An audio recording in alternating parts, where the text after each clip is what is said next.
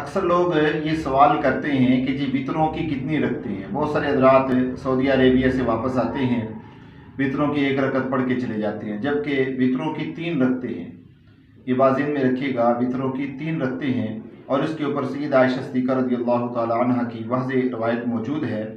وہ فرماتی ہیں کہ کان رسول اللہ صلی اللہ علیہ وسلم ان رسول اللہ صلی اللہ علیہ وسلم کان یوتر بثلاث یقرأ فی الرکعۃ الاولی بسبح اسم ربک الاعلی وفی الثانیۃ قل یا ایھا الکافرون وفی الثالثۃ قل هو اللہ احد وقل اعوذ برب الفلق وقل اعوذ برب الناس۔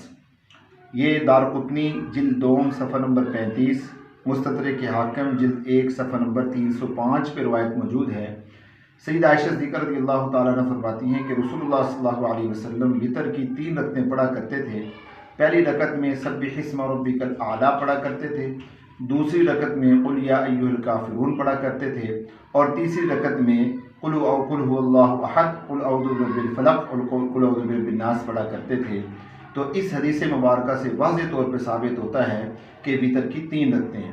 اس لیے میری تمام دوستوں سے گزارش ہے کہ وطر کی نماز 3 رکعتیں پڑھا کریں، 3 رکعتوں سے کم نہ پڑھا کریں، کیونکہ رسول اللہ صلی اللہ علیہ وسلم کی واضح حدیث موجود ہے، نہا رسول اللہ صلی اللہ علیہ وسلم عن صلاۃ البطیرہ، آپ علیہ السلام نے بطیرہ نماز سے منع فرمایا۔